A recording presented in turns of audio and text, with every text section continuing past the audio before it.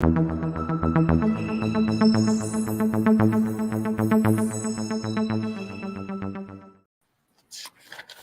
we are for another week of NFL football. It is NFL Betting Blitz presented by Parlay Play. I'm Gino Bacola alongside Erik from eToft 21 Sports.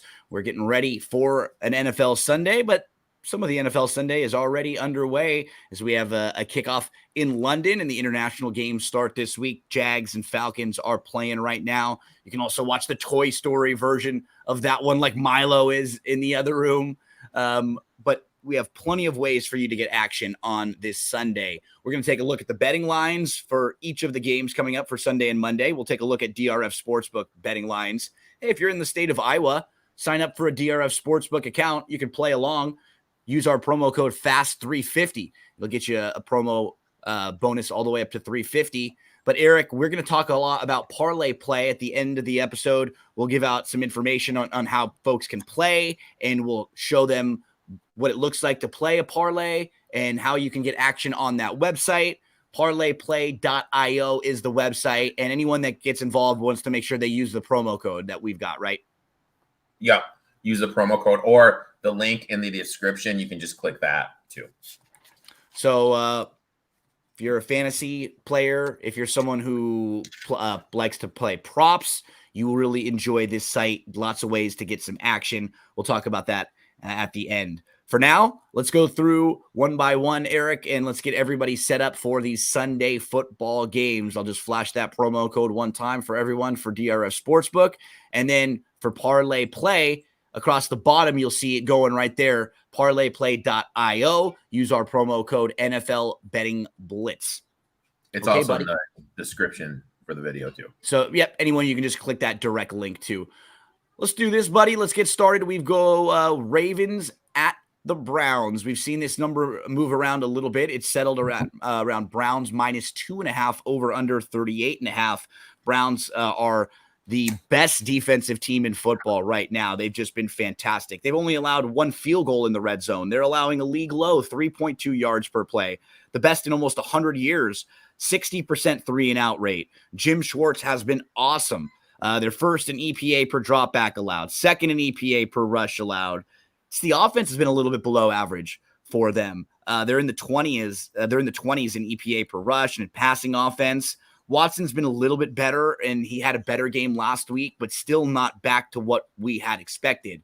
For the Ravens, they just seem like they hit a point last week when all those injuries really, really weighed in on them. Erik, at the end of that game when they lost to Indy, they had a few turnovers. Lamar's been a little bit sloppy. They had a stretch where they had fumbles on 4 of their last 9 plays of the game, and did have some chances there late in the game. What do you think about this Ravens at Browns game where the number has settled right now around 2.5? I got it at 3. I still like it 2.5. Lamar Jackson as a dog, 11-1, 91% ATS, 8-1 as a road dog. Stefanski against the AFC North, 30% as a favorite against the North, 20% as a favorite in general, 36.7%. Don't get it twisted. I love this Browns team. I'm heavily invested in them for futures. But I say it all the time, buying low, selling high. You have the Ravens coming off losing the Colts, Browns coming off looking like gold against the Titans. Ravens are only giving up 200 yards passing per game. I think that they'll be able to limit Watson, who did miss practice this week with a shoulder injury. They're 8th best defensively against the run. So if they can't get the running game going, that's going to put more pressure on Watson, who's banged up, to make some throws. Plus, I think after last week, we're going to see Lamar Jackson look to run the ball better. For as great as this Browns team has been, this is going to be the best quarterback that they've played against. Absolutely, right. That's the key, right? Their defense is good, but the 3 offenses they've played so far this year, and maybe we can say like Joe Burrow overall is a better quarterback than Lamar, maybe, but he hasn't been this year. He's been hurt. No. He's looked really bad. Even last week when the Bengals won, Burrow still looked bad, and their offense has been miserable. Burrow ranks like towards the very bottom in a lot of the metrics. Second quarterback they faced in week 2, we're talking about the Pittsburgh Steelers and Pickett, who has not looked good. Then in week 3, Tannehill has graded out as one of the worst quarterbacks in the league. So we're just talking about like not a strong string of quarterbacks that they face, right? Yep, they're going to really get tested here. Also, we need to remember for them for sure. Yep. Also, we need to remember with Lamar's legs, he's going to be able to extend plays. Do you like Lamar as maybe like an outside DFS play today? A lot of people may not play Lamar in a spot like this against the Cleveland defense. I'll tell you what. I have someone else that my buddy Nick turned me on to. Okay. That I think is really sneaky and insanely underpriced. And I don't know if I told you this. So Nick's the guy that comes. I'm going on a tangent. Go for it. The guy that comes on my podcast. And, we do 50-50 stuff. And, he's just now getting into the DFS stuff. He's a wizard during season long. And he meant to enter the Millionaire Maker. He didn't do it. The lineup he put out scored like 275 points. And I think the Millionaire Maker winner was like 242. Wow. I mean, dude, little bitter week for Nick, but Nick, he turned me on to a quarterback that I think is a little bit under the radar that I think is pretty sneaky. And we'll get to that game later. It's a little tease for all those of you who are watching. So let's keep moving along. Eric, where do we go next? Bengals at the Titans. Titans, they were down 13-3 last week with no timeouts. They had a chance to kick a field goal. They don't. And Tannehill gets sacked on the last play, and then they end up losing out on 3 points. They only had 94 total yards in that game. Their secondary struggled. The thing about this Titans team, though, I don't think this will be that same type of matchup for them. I just doesn't feel like on paper it's going to be as difficult for them as the matchup against the Browns was. I think they'll be able to run the ball a little bit better here, and I think that will sort of open some things up for them. I would lean Titans in this spot. We always mention Vrabel as a dog. I just don't feel confident enough in Cincinnati's offense right now, where I think they should be laying points on the road against a lot of teams until we've got a better sense of who this Bengals team is. They're still figuring that offense out. So I'm on the Titans side here, but what I think you locked this one in. What is the number that would be your buy-in point here? I'm fine at 2.5. Okay. I'm absolutely fine at 2.5. Vrabel, 61% home dog, 61% as a dog. That's the most profitable coach ever. As a home dog, 62.5%. Burrow's playing, and the main thing that kind of stood out to me while rewatching the Monday night game is he's just stationary in the pocket. He's not running around. This calf injury is serious. And the strength of the Titans defense is their defensive line. They're going to be able to get a push against the offensive line of the Bengals, which is going to make Burrow speed through his progression, which is key because Burrow holds onto the ball longer than any quarterback in the league because they run such deep passing routes. So I think the Titans are going to be able to get home. We talk every episode about buying low, selling high. Teams that scored 3 points or less and are home dogs are 62% against the spread. So that's just kind of a low point. That's where the Titans fall in because they only scored 3 points last week. Bengals also have struggled against the run. They're allowing 151.7 yards, which is the third worst. Last season, they were the fifth best. This defense has taken a step back down. I think we're going to see the Titans take advantage of it. I like the Titans. I put them at plus 2.5. Okay, Titans a play for both of us. Where do we go next, Eric? Let's head to the toilet Bears. bowl. There we go. And again, just in a very simple way, we've got the Bears and the Broncos who have looked like, if not the two of the worst teams in the league. We've got two teams last week that combined to allow 110 points and 1,100 plus yards the prior week. It is the first time in history. The Bears have allowed 106 points in 33 games, the second most in history. The Broncos now, after losing by 50 points, are a road favorite in this game. Just on principle, I have a really difficult time with that, Eric. So you ready to get blown away here? Blow me away. Mac Jones has 3 times as many RPO plays this year as Justin Fields. Just Mac Jones has 3x as many RPO plays as Justin Fields. No coaching to set him up for success. This is hands down. This is the worst coach team we've seen in a while. This is Joe Judge level stuff that's going on right now. When we talk about coaches that can ruin or impact quarterbacks or just coaching that can do it, this is what we're talking about, because we actually have seen and heard Justin Fields talk about how things are getting inside of his head and messing with how he is thinking. And man, go ahead. Like I was told that Williams, even before everything, with how much money he makes at USC, just being a college kid playing football, that he was seriously considering not coming out. Now a report's coming out that he has certain teams he doesn't want to get drafted by. The report is the Bears, because you can say what you want about Trubisky, but they ruined him too. And now they ruined Fields. If you're a young quarterback, why the hell would you want to go to Chicago? This organization is in a spiral, and it's tough to see. Even though I'm not a big Bears fan, anytime a franchise is going down the spiral, as a Lions fan who was there with it during the Matt Millen era, it's tough to see. In terms all that being said, man, I think in this situation, if you're getting the field goal more with the Bears at home, I'm taking it. And you know what? I even did, like, in DFS, I've got a Bears stack today with Fields and with Moore because of how bad the Broncos defense has. Their defense has been awful. The Bears should actually be able to move the ball a little bit against them. I mean, watching that Broncos team last week, that looked like a team that gave up, that defense. And what really was eye-opening to me, as you pointed out, how we weren't really a big fan of the fit it might be with Vance Joseph. They didn't make any adjustments.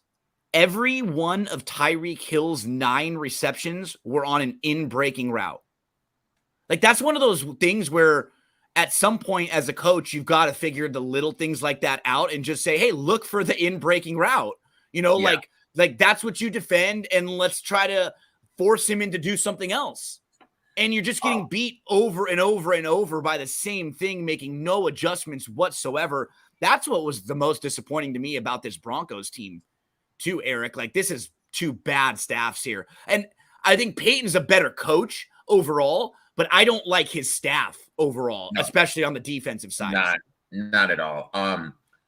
I do have one play in here. I bet Javonte Williams over 12.5 yards receiving. The Bears give up the second most yards per game to opposing running backs in the backfield. You just look at their stats. Pacheco went over this number last week. McKinnon went over this number the week before against the Bucks. Rashad White went over this number against the Packers. Aaron Jones and A.J. Dillon both went over this number. Williams is averaging 4 targets a game. He's gone over this number the last 2 games. But the main thing that sticks out to me about Javonte Williams, we're talking about DFS gold mines, is his usage is going up every single week. So he's finally coming back from that leg injury. I think this is a big get right spot for him. So I like him there. Also, another play, everyone's probably going to be looking at what?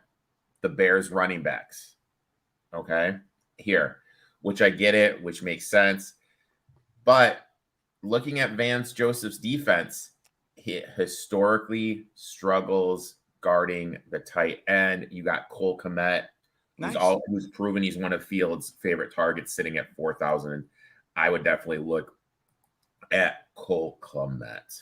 Okay, a tight end play possible for your DFS lineups today. And the Bears, let's go Bears.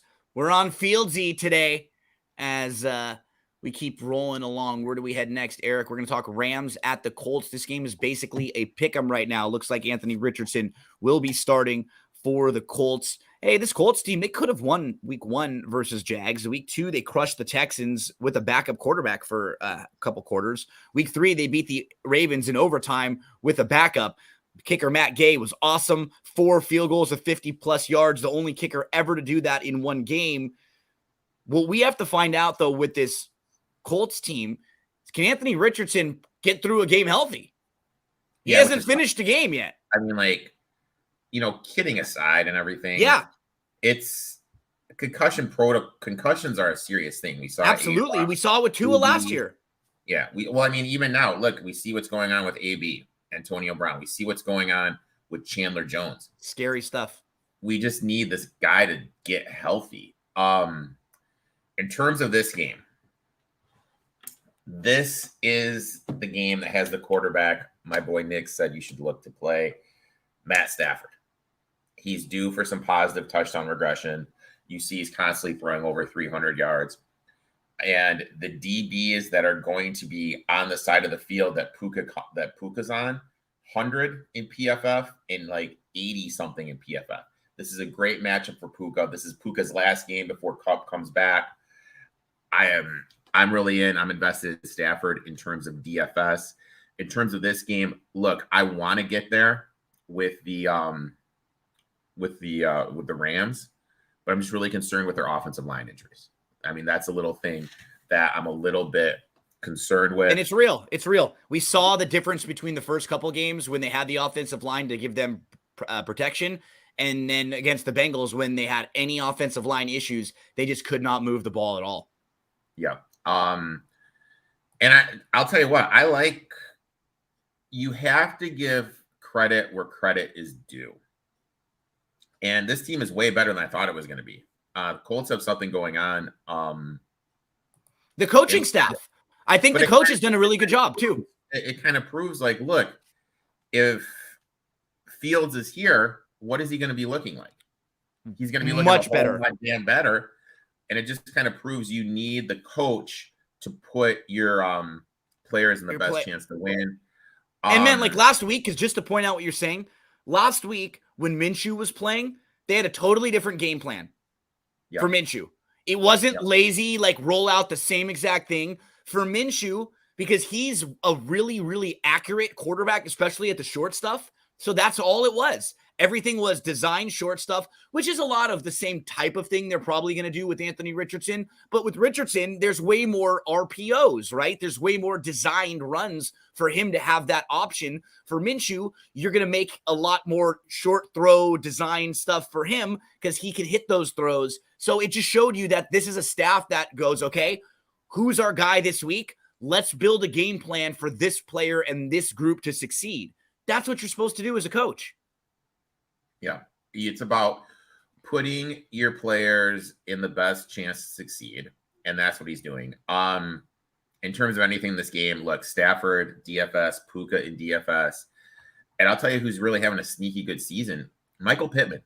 He's averaging double-digit targets a game, no matter who's in there. Maybe looked at him. He's still in that 6,700 range. Okay, a couple DFS plays for you there. What I do, Eric, when you and I talk, so I always do a lot, most of my DFS work, and I fill out most of my lineups the night before, but I always reserve one lineup and I leave most of it open. That way, when you and I are talking, I can add in some of the guys that you really like or some of your focus. So I always have sort of like an Erik-ish lineup that I put in that kind of leans on some of your opinions there too, with a couple more of mine. So tossing a few in that one today right now. And Stafford was a play. I agree with you too. Just from the eye test, he's playing well. Like it matches what the advanced metrics are showing too. And some of his interceptions this year have not been his fault. A couple bounced off receivers' hands in that San Francisco game. So could be a nice week for some of those things to even out a little bit and maybe Puka to feast this weekend. Big game, really the marquee highlight game that everyone's most excited for this weekend. We've got the Dolphins at the Bills, and the Bills are a 3-point favorite in this one. I locked this game in a little earlier in the week, Eric, when the Bills were a 2.5-point favorite. I just think overall they're a more well-balanced team than Miami. The Bills have the best coverage grade in the NFL through 3 games. Last week, they had 9 sacks against Washington.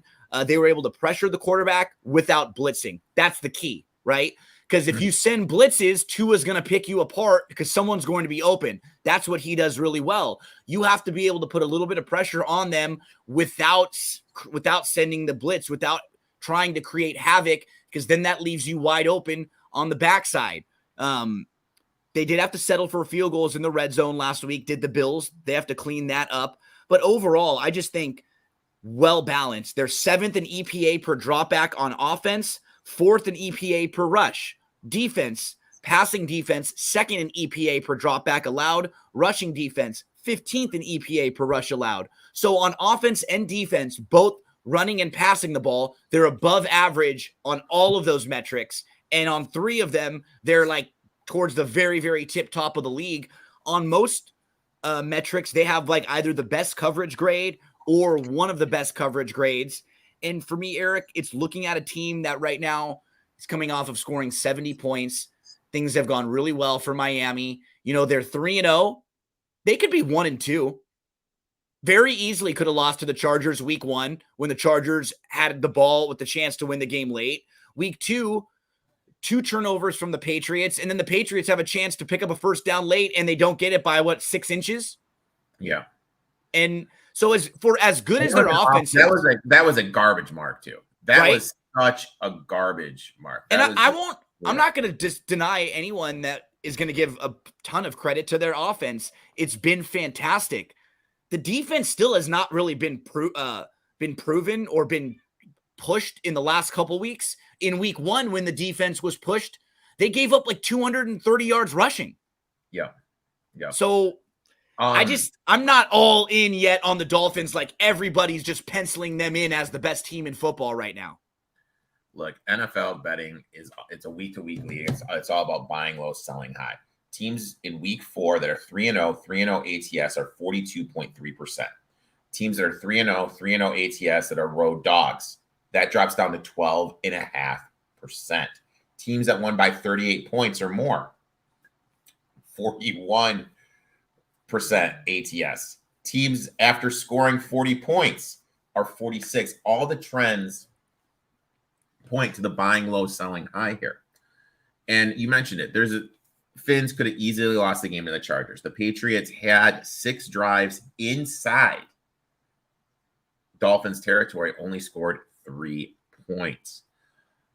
This is going to be arguably the best defense, the best offense the Finns have played. Tua's QBR, completion percentage, all down against the Bills defense. And then you look at the Finns back 4, Eli Apple, Xavier Howard have struggled. Josh Allen is going to be able to take advantage of it. I like the Browns here, the Bills here. I got him at -2.5. I have no problem playing the -3. Me too. As long as it's under 3.5, I'm fine with it. I think this is a game where the Bills sort of want to prove a little bit of a point. Everybody hears the chatter, and the talk in the NFL over the last 7 days has been the Miami Dolphins and Taylor Swift. Favorite for MVP right now. You know that the Miami Dolphins had almost the identical situation last year. And remember the stats that Tua had at the beginning of last year? They were just the same. Yeah. And then some injuries started to happen, and they started to play a little bit tougher schedule. And we'll see if the Bills can deny Miami. Where do we go next, Eric? Let's go to Vikings at the Panthers. So this number is up at 5 now. What do we know about the quarterback situation for Carolina? Bryce Young, for some reason, is the quarterback.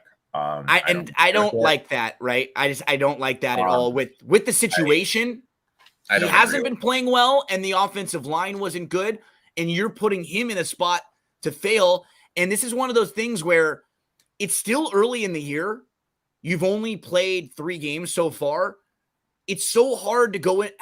If you're one of the other guys in the locker room and you just played last week with Andy Dalton, where he really moved the ball and actually had your offense in the game, competitive and able to compete. And the first couple of weeks, you weren't getting any of that with Bryce Young. He wasn't throwing the ball down the field at all. Wouldn't you be frustrated if you were one of the guys on the Panthers defense and you saw last week how much better? But that's the other issue. They're dropping like flies. Yeah. They're legitimately dropping like flies. So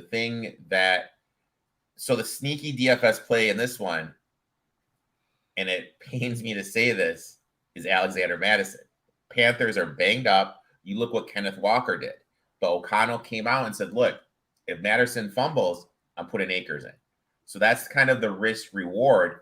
Do you roll the dice with Alexander Madison here? But he does have fumbling issues. He could be out. Vikings do struggle against the run, but we have Miles Sanders, who hasn't been practicing, but Rappaport tweeted out he's going to be good to go.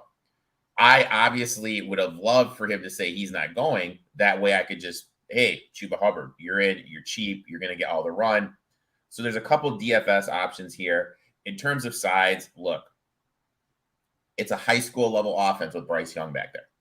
They're not as explosive. He's a one-read guy. He can't see over the pocket. It's just very limited, and they're banged up on defense. But if you have Andy Dalton gives you a position to win. And the fact that this number has moved so much shows you that backup was in. Shows you. Starter. That's insane. Normally it's the flip. It's opposite. I want nothing to do with this game.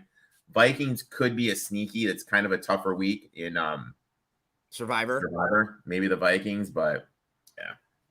Yeah, no, I really wanted to play the Panthers in this spot at like plus 3.5 with Dalton. That's what I wanted to play, but I can't play it here with Young with how bad that he's been. And put that on top of the fact the offensive line had 8 false starts on Sunday.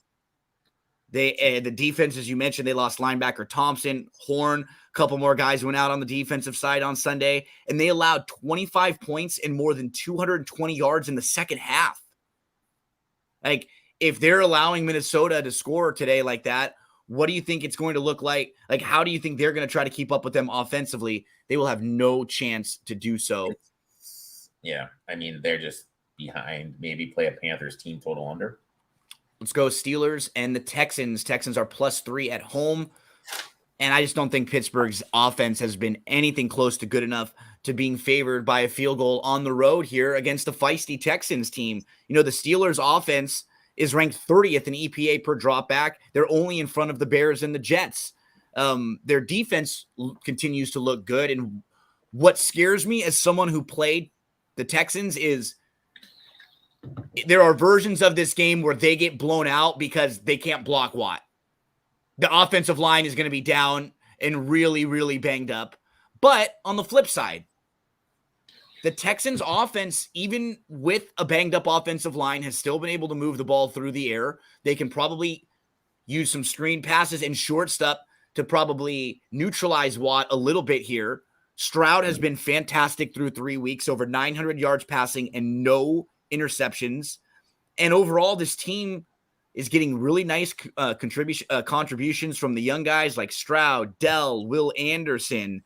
I actually just like what I've seen from them overall versus Pittsburgh, who they're going to lean on the defense.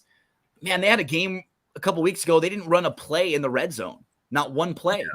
Yeah. And even last week, offensively, they were miserable in that game. They did nothing offensively in that game at all.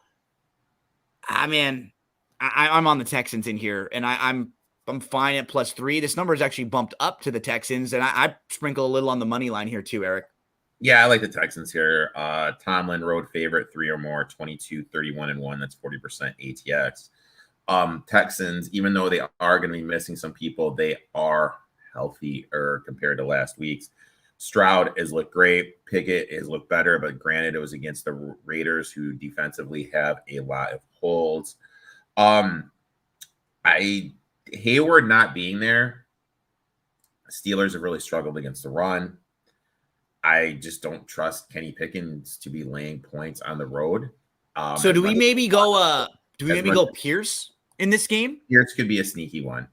As much because last week he was on the field more. Like, he didn't get the production. It was more of a passing game for them. So, I don't know if they're going to go to more of a passing game, more out of the gun. Yeah, that would be the only worry there. Steelers really struggle run blocking in general. So I think the Texans are going to be able to get home. And normally speaking, Steelers are one of the most popular teams. There's always a lot of people there in the crowd. However, this is JJ Watt's night. This is JJ Watt day down there. That place is going to be rocking with Texans. So it's not going to be like it usually is. I like the Texans here in the home spot. Give me the home dog plus the 3. Where are we heading next, Eric? Tampa at the Saints. Saints are a 3.5-point favorite in this game. And for me, as soon as it's above the three, that's where I'm okay jumping in on Tampa. I just haven't been all that impressed overall with this Saints team. Offensively, they've struggled a little bit. When Carr got hurt, they were up 17 last week. And then they couldn't really move the ball a whole lot. Some of that has to do with the offensive line. And I've just not really been impressed with the offensive scheme they have. Now, they will get Kamara back today. What do we know about their quarterback room and what's going to be happening for the Saints? It's going to be a game time decision. And, that's kind of like a fantasy thing. So he's going to try it out. So if Carr plays, the guy you want to do is Kamara because they really have nobody in the backfield. And he has that shoulder injury. And with the shoulder injury, he's not going to be as explosive downfield. There's going to be a lot more checkdowns to Kamara. So Kamara is going to be the guy you want to target in DFS. However, if it's Winston, Chris Olave is the guy just because Olave is the only guy Winston looks to for some reason. He looks to Olave's way. You look at it, 9.6 targets, 5.6 receptions, 89.3 yards in the 3 starts that Winston has had when Olave has played. In terms of this game, either way, Winston or Carr, both these guys struggle covering as favorites. Winston, 18, 19, and 1 ATS is a fave. Carr, 31% as a fave. But the one thing they have in common is what? Allen as their coach. Allen as a head coach is 28.6% ATS. Just doesn't cover this. I think this is going to be a grimy game. I think that we're getting some value on Tampa Bay because if we watch the game, that game against the Eagles was a lot closer. You have a Mike Evans drop touchdown. Mike Evans, numerous drops that normally we don't get from Mike Evans. I like the Bucs here to bounce back. And you know what? Evans could be on the move. This could be one of the we could be getting to the end of the Lattimore Evans showdown that is always. We could see a lot of guys end up in Kansas City this year, right? Like they're ripe for going and getting good. But that's a good thing. Like one of the things that happened, it was either last week or the week before that nobody is talking about is Mahomes restructured his contract. Which opened up a lot of money. So we flexibility for them. We could see like if Tampa Bay starts to go in the dump, so to speak, we could see Evans on the move. Absolutely. And it'd be a great fit there for them. Eric, we're going to head to a divisional game with the Commanders at the Philadelphia Eagles. Eagles 3-0 haven't looked fantastic yet, kind of workmanlike. They've been just kind of taking advantage of some of the better situations they've been in with their opponents. And Washington is coming off a game where they got absolutely housed last week. Washington looked miserable against the Bills, and Sam Howell got beat up. I don't know what to do in this game. I want to get involved with Washington. I can't do it at this number, at the 9. This one's just a real stay away for me. Yeah, normally I'd be all about it. But look, at the end of the day, Eagles cover. Eagles have been doing good. The one thing that I've kind of noticed is they've been really good first half. Maybe look to take the Eagles first half here. Yeah, from last year, too, for a while. Like, they're really good with their script, right? With their first 15 plays and like how the defense comes out. Then they get a little stagnant. Yeah, so I like pregame stuff. I mean, those in-game stuff can lack a little bit to get desired because they do have some rookies working the system, rookie coordinators working the system. But in terms of first half, I absolutely love it. I'm trying to pull it up right now to see what they are this year. Commanders defensive line, I think that's going to be neglected because of how good the Eagles are blocking. Eagles do have some issues in the back 4 with some injuries. maybe Scary Terry could get going. But at the end of the day, I don't trust Howell to keep this within the number. And they were 1 of 9 on third down, 0 of 1 on fourth down, 0 of 2 in the red zone last week, a 34-point loss at home. I'm staying away from this game. Where do we go? Chargers and the Raiders. And for the Raiders, they're going to be starting the rook, the young kid here. O'Connell will be starting at quarterback for them against the Chargers. Here's what I did, Eric. I threw him in on one DFS lineup just because the Chargers secondary has been so bad. Like, we've seen Tannehill look competent against this team. We've seen whoever played them be able to move the ball against them.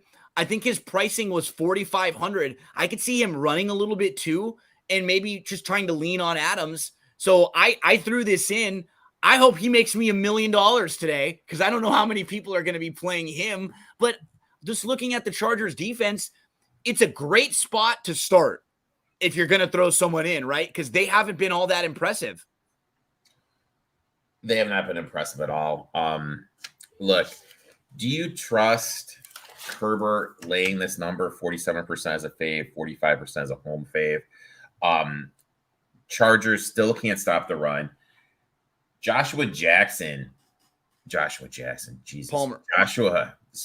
Jacobs. He averages over 100 yards. You've been watching Dawson's Creek lately, a little pacey. I was going to say. A little pacey. I have a funny pacey story I'll tell you off air. But anyway, Jacobs. He historically in every game against a Staley defense, he has ran for over 100 yards. But he's looked so brutal to start the season. Can you really trust him? So that's the thing with DFS. Sometimes in DFS, you have to kind of think, you know what, maybe this is the game where Jacobs can kind of get it going and kind of like figure some stuff out. I think Herbert's going to light up this defense. I think Herbert's a good play in DFS. Yeah. You got Josh Palmer, who averages 15.5 fantasy points in games where Mike Williams doesn't play. I think that's a good one. Also, Quentin Johnson. Quentin Johnson is just kind of here. Maybe you could look to put him. I think this game is going to be, even though the total is 48, I think has a potential to blow out, be a little higher scoring. In terms of betting, I don't trust Aiden O'Connor. I don't trust the Chargers, so I want nothing to do with this. Eric's going to be Eric, don't worry. When he wins me $1 million, I'm not going to forget about you. I'm going to pretend like you didn't say you didn't trust Aiden O'Connell when I'm winning the million. But no, I agree. I can't get involved in this game one way or the other. I just don't trust either of these defenses enough. Period. Like, I don't trust the Chargers defense to ever be covering with margin like this at all. And for the Raiders, how do you trust their coaching staff after what we saw last week when they try to kick a field goal on 4th and 4 down by 8 with 2 minutes and 25 seconds to go? Like, that's just ball back and I'll score a touchdown. It's like, what are you talking about? I'm going to still have to score a touchdown. And I do. They got the ball back with 12 seconds left, no timeouts on their own 15. And it was done. Just so bad. Eric, you have a thought on yesterday, some college football? Yeah. I mean, look, it's sometimes you just have to smile. The Duke kicker missed one kick inside the 10, one kick from the 25-yard line. And a DB had a INT dropped on that 3rd and 15 before Hartman ran for the first down to seal the game. Sometimes you just got to smile and move on. I do think this Notre Dame, to answer the coaching question, possibly the fact that the last two plays against Ohio State, they only had 10 people on the field. That was unbelievable. And then the kid broke that play. As a coach, why aren't you telling him, if you break it, fall down at the 2 so we can kick the field goal and then not even give Duke the ball back? But then that's the joy of betting on 21 to 20-year-olds. Just utter stupidity of not understanding stuff. And that stuff doesn't happen in the NFL. So that's why I like betting the NFL more. Yeah, you get the form is a little more consistent. And I mean, the kid should have totally just went down and then came. But I mean, the same thing happened in Ole Miss. Harris from Ole Miss broke away, and he should have just went down. But the difference was Lane Kiffin was visibly pissed off, upset. And I think he told him, I don't think the Notre Dame coaching staff said one word to the kid from to the running back. Up next, 49ers and the Cardinals. We've got a big spread here in a divisional game, Eric. And in this game, I think the number's a little too high just based on what we've seen from Arizona and their ability to compete and stay in games. This team could be 3-0. Week 1, they were up late on Washington before they collapsed. Week 2, they were up 28-7. Week 3, they actually put it all together. And it's not really all that fluky. I mean, they're 9th in EPA per rush. They're 10th in EPA per play on offense. Is the San Francisco defense good? Yes. They played a Washington defense and a Dallas defense. I mean, if we're ranking the top 5 defenses in the league, those two might be in the top 5 along with San Francisco, Yeah. So I don't think this is going to be like a shell shock for them based on what they've played. And I don't know if San Francisco is going to be all that intent on winning this game by 21 points. I mean, they could be up by 20. We could be right for a backdoor, like what I've seen from Dobbs in here. I actually got this at 14.5 earlier in the week. I'm still fine at 14, but that would be my buy-in point. I need the 14 at least to want to buy in on them. And because the San Francisco 49ers are one of the best teams in the league. But if Debo's a little bit banged up here, I don't like what they've been doing with McCaffrey. It worries me overall as a football fan because it feels like they've been just using him a little bit too much in spots when they didn't need to. Games when they're already up big, you don't need to run in between the tackles all that much. You have other options back there. Don't you just want to make sure that McCaffrey is healthy for playoff time? Like that way you have all of your weapons there. You don't want to have McCaffrey not there. So you want to have McCaffrey there, but sometimes, like Shanahan even admitted, he's like, look, sometimes I just kind of get caught up in the moment, and that's what he has done. That he kind of needs to get a little better then, because at the end of the day, let's be honest, who cares? You know what I mean? You want this team to be healthy in February, January. This is when you want this team to be healthy. You don't want it to be healthy here. In terms of sides, I'm just kind of sitting this one out because on the flip side, the Cardinals 3-0 ATS, and it kind of runs in that trend. They are way better than I thought. They are competing way better than I thought. But coaching too, right? Coaching, the guys prepared them in terms of side or anything. I'm just going to kind of sit this one out. And what's nice is at Philly, he knew the Cowboys offense pretty well. They'd played Dallas a couple of times this year. He played San Francisco last year also. So probably has some ideas of how to slow things down a little bit there. Continuing along, thanks so much for hanging out with us on this Sunday morning. We started a little early today. I had a couple other things coming up. So Eric was very nice to help out and get started a little bit early this morning. Never have a problem starting earlier than later because you can always catch whatever we've said on the replay there. So thanks for checking in, even though I hate mentioning this tag. I hate the Lakers. Eric, we're not far away, man, from basketball season. We had your big trade last week. So we'll be able to talk some basketball in not that long. Patriots and the Cowboys, one of our last 3 games to discuss. Cowboys are a 6-point favorite in this one, coming off that awful loss to Arizona. And now you have to ask, how good are they after they beat the Giants with the bad offensive line in week 1? They beat the Jets with Zach Wilson in week 2, and they have a bad loss to the Cardinals in week 3. Now, they don't seem to have that big target after Lamb anymore. They don't seem to have as much depth on the defensive side as we thought, in particular in the secondary now. Once Diggs got hurt, now Gilmore has to be elevated to your number 1, and I don't think that's the role he should be in anymore. He's good opposite side. He's good as your helper and as your number 2, but now he's got to shut down the number 1 wide receivers from opposing teams, and I don't really know. I don't really like that role for him as much. Cowboys also, you start to worry when things are going well for them and their defense is playing great. They look so tough and unbeatable. But when the game slows down, you start worrying about things like last week and their coach, Mike McCarthy. They're down 12 with 7 minutes to go. They go on a 14-play drive, and they have to run 8 plays. It takes 4.5 minutes. Like, what are you doing? Why are you even calling 8 run plays in a 14-play drive when you're down and you got to score quickly? That doesn't make any sense. The team had 13 penalties for 107 yards. How do you go into a game against a team that you know you're better than? And that's how you lose those games. Penalties and just shooting yourself in the foot and not being smart. Like, another situation where I don't ever want to trust Mike McCarthy with margin, needing to cover with margin. I just don't think he's that good of a coach when it comes to decision making.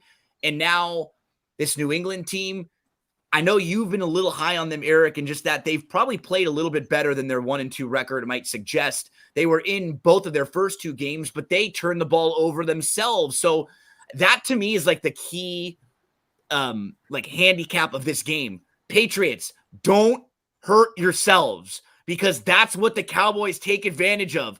These teams that will hurt themselves. Just don't turn the ball over, and you'll probably be in this game late in the game. I love the Patriots here. I absolutely love the Patriots here. Looking at it, Gonzalez, the rookie they drafted, PFF graded 3. He held AJ Brown for the game, 7 for 79. Still, it's AJ Brown. I know he got 79 yards, but it's still a good effort against AJ Brown in your first game in the league. Held Tyreek Hill, 5 receptions, 40 yards.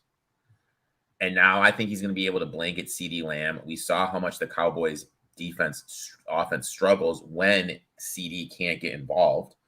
Flip side, they could be potentially without multiple offensive linemen against the Patriots defense, who is top 10, arguably a top 5 defense in the league. Historically speaking, Solar, who's the Cowboys offensive line coach, they've struggled in pass blocking. This could lead to some Dak turnovers, and everyone talks about how good this Cowboys defense is. You look at the splits night and day between when Diggs plays and when he doesn't play, they struggle. This team just gave up 222 yards rushing to the Cardinals, who are not known to be a rushing team. They've given up the 8th most rushing yards in all year, so the Patriots are going to be able to run on them. Belichick 62.8% as a dog. I just think anything, I got this at 7. I think anything over 6 is just way too many points. My big knock on the Cowboys was their offense, and I think their offense is going to struggle against this elite defense. One guy in DFS, I know everyone's going to look to go to Ezekiel Elliott. I think this could be a good bounce back for Stevenson. Also, there's 2 players in the NFL that have accounted for every single red zone target inside the 10-yard line. And one of them is in this game. And that is Hunter Henry. I think Hunter Henry is a very sneaky player in terms of DFS. The Cowboys are 15th in offensive DVOA versus number 1 in defensive DVOA. It's kind of piggybacking on what you were saying. We haven't been all that impressed with them offensively. We're going to go to Sunday Night Football. We'll be in New York. Taylor Swift will be there. Erik, the Chiefs at the Jets here. This number is 8.5 or so. God, I really want to be on the Jets, and I really, really wanted to. I can't do it. My buying point. Me too. 10, I can't do it with Wilson, with the offensive line, with the energy coming out of that locker room recently. It hasn't been good. I don't like what I've been hearing. It doesn't seem like the guys that locker room believes in Wilson. And this year, the Chiefs, they haven't been the powerhouse on offense. In fact, they've been really good on defense. They are 5th in EPA per play allowed, in particular the passing defense, 4th in EPA per dropback allowed. So they're going to be playing against a Jets offense that's been so bad and has not been able to move the ball at all. I mean, the Jets had last week, They punted on 8 of their first 9 possessions. They had 61 total yards of offense before the late drive where they went on and scored a touchdown there. And they've only scored 20 points total in the 2 games that Wilson has started. I just don't think this team believes in Wilson. So as much as I would love to be on the Jets here, this is a no play for me because I can't quite get there. Yeah, I'd look maybe at Mahomes INT plus 120. Maybe look at some defensive type props, but in terms of me getting involved in this game, 10 was my buy-in. It's obviously started to trickle down. So money's coming in on the Jets. So I'm just going to look to stay away. We get to Monday Night Football, the Seahawks at the Giants. And in this game, the Seahawks are a slight 1.5-point favorite. The Giants have a couple extra days to recover from some of their injuries, and I think that will really help them in this spot here. And when you watch Seattle, I think I know what they are. I think offensively, they're fine against bad defenses or teams they can move the ball against. Even in that Lions game, I felt more that was the Lions losing that game and impacting themselves with some of the turnovers than it necessarily was Seattle going out and winning that game. I just don't know if Seattle should be favored on the road in this spot. I'll take the Giants. I think there's a little bit of value on them because of that. When you talk about coaching staffs, I really like Dable. And I think with a few extra days off after a couple struggling games early, that they'll be better. I remember the Giants had to play both the 49ers and the Cowboys defense. The Cowboys defense in week 1 when they were fully intact. So things will get a little bit easier for the Giants now the rest of the year. They won't really have to play as many games like that against those types of defenses. Even the Eagles, who have been good, they haven't been as good defending the pass or really as dominant overall. So give me the Giants here. I think you're going to see a little bit more creativity with Waller. I think you're going to see Hyatt get involved a little bit. Jones using his legs to run a little bit. So I played the Giants on the money line here, Eric. Yeah, both teams are really banged up in the offensive line. Seahawks struggle defending the tight end. I'll look to some Waller props. I'll definitely be on the Giants, just kind of see when we get up to 2, just because it's kind of weird now with the analytics stuff, with the going for 2 when you're down 14 kind of stuff. 2 slowly becoming a key number. So I'll see if it gets to 2. If it gets to 2, I'll take the Giants. I'll be on the Giants either way. But I'll definitely be on Waller, his receiving prop over as well. Let's get to parlayplay.io, and we can show all of you how you can make some money and play fantasy sports, play prop wagers. The website, parlayplay.io, when you sign up, they'll ask if you want to use a promo code. You do. NFL Betting Blitz. You want to use that one, and you will be able to get a match deposit bonus. You'll get a little bonus put into your account right away. Eric, I have a parlay that I locked in, but we do want to let everybody know every week there's a free contest. So all you have to do is click free to play, and then you can enter the week 4 contest right here. All you do is hit join, and then boom, you're making selections all the way through based on answering these prop questions. Totally free, easy to fill out.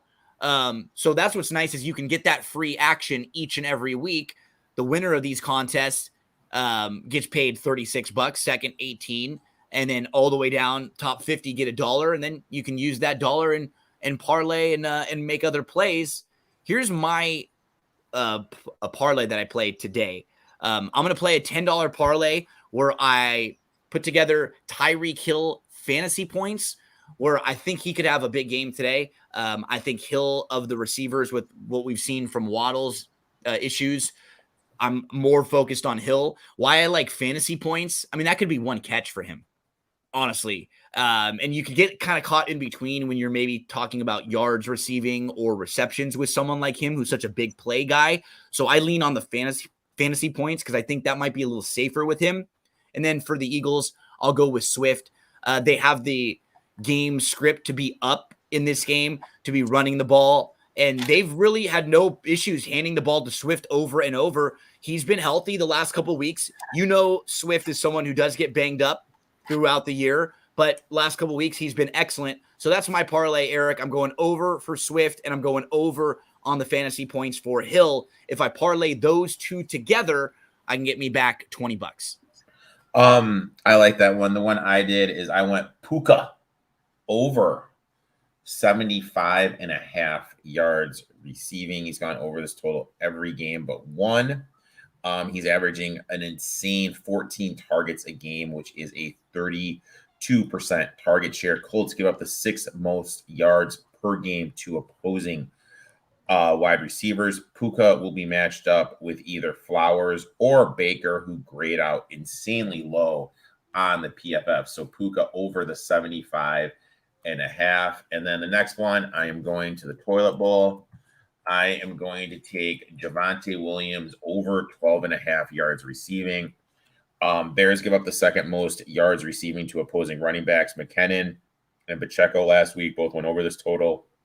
White from the Bucs went over it in the 2nd game, and in the 1st game, Jones and Dillon both went over the total.